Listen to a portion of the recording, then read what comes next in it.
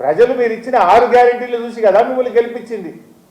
6 గ్యారెంటీలు అటకెక్కినాయి, వాటాల పంచాయతీలు ముందుకు వచ్చినాయి. వాటాల కోసం తనకదొస్తున్నారు మీరంతా. అరే మొన్న చూసినాం కదా, ఆయన పేరేంది, మన ఏఐసిసి నాయకులు సంపత్ కుమార్ గారు డైరెక్ట్ కాంట్రాక్టర్నే బెదిరించేసాడు. 8 కోట్లు ఇస్తావా అని పేపర్లు చదివినాం మనం.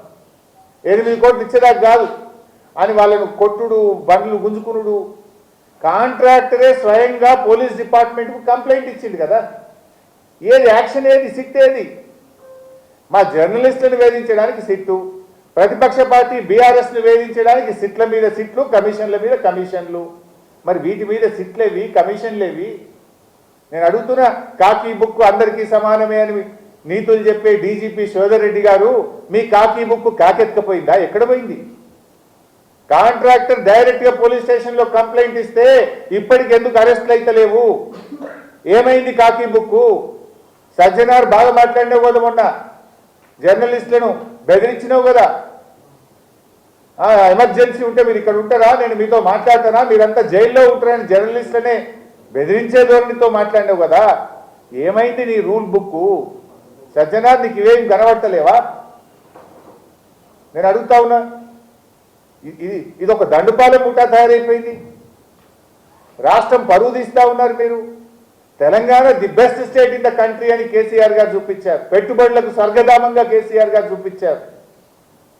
అద్భుతమైన పురోగతి సాధించింది తెలంగాణ రాష్ట్రం కేసీఆర్ గారి నాయకత్వంలో. మీరు వచ్చిన తర్వాత వాటాల పంచాయతీలు, కాంట్రాక్టుల పంచాయతీలు, బెదిరింపులు, భూ కబ్జాలు, దీంట్లో మీరు ప్రగతి సాధిస్తూ ఉన్నారు. ప్రజలు అన్ని గమనిస్తున్నారు. ఇంకో మాట వచ్చింది మొన్న మీడియాలో, రేవంత్ రెడ్డి తెలియకుండానే సిట్టేసిండ్రు. అంటే రేవంత్ రెడ్డే హోమ్ మినిస్టరు, రేవంత్ రెడ్డి ముఖ్యమంత్రి. రేవంత్ రెడ్డి తెలియకుండా సిట్టు పడుతుందా? ఎట్లొచ్చింది ఆ సిట్టు? ఒకవేళ రేవంత్ రెడ్డి తెలియకుండా సిట్టే వస్తే ముఖ్యమంత్రిగా యూఆర్ ఫెయిల్. ముఖ్యమంత్రిగా నువ్వు ఫెయిల్. నీకు పాలన మీద పట్టు లేదు, నీకు పరిపాలన మీద పట్టు తప్పింది. నువ్వు ముఖ్యమంత్రిగా పనికిరావు ఆ కుర్చీకి. నీకు తెలియకుండా సిట్ వచ్చింది నిజమే అయితే నువ్వు ముఖ్యమంత్రిగా కుర్చీకి పనికిరావు. You are fail to administer the state. మీరేమన్నా సర్కార్ నడుపుతున్నారా, సర్కస్ నడుపుతున్నారా? ముఖ్యమంత్రి తెలియకుండానే సిట్ వస్తుందా?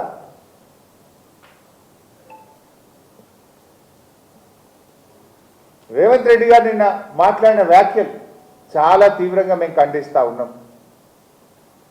బీఆర్ఎస్ జెండా గద్దెలు కూల్చాలని మాట్లాడుతుంది. బిడ్డను బీఆర్ఎస్ జెండా గద్దెల దోలికొస్తే నీ గద్దె గుంత జాగ్రత్త అని చెప్పి హెచ్చరిస్తా ఉన్నాం. దుమ్ము అయిపోతావు బిడ్డను. అయినా బీఆర్ఎస్ పార్టీ నువ్వు కూలిస్తే బీఆర్ఎస్ పార్టీ ఏదో జెండా గద్దెల్లో లేదు, ప్రజల గుండెల్లో ఉన్నది బీఆర్ఎస్ పార్టీ. బీఆర్ఎస్ పార్టీ జెండా గద్దెల్లో నువ్వు కూలిస్తే పోయే పార్టీ కాదు. తెలంగాణ ప్రజల గుండెల్లో పుట్టిన పార్టీ బీఆర్ఎస్ పార్టీ, ప్రజల హృదయాల్లో ఉన్నటువంటి పార్టీ బీఆర్ఎస్ పార్టీ. ఈ హౌలా మాటలు బంద్ చేయి, పిచ్చి పిచ్చి మాటలు బంద్ చేయి. 6 గ్యారెంటీల మీద దృష్టి పెట్టు. నిన్న కేబినెట్ మీటింగ్ జరిగింది.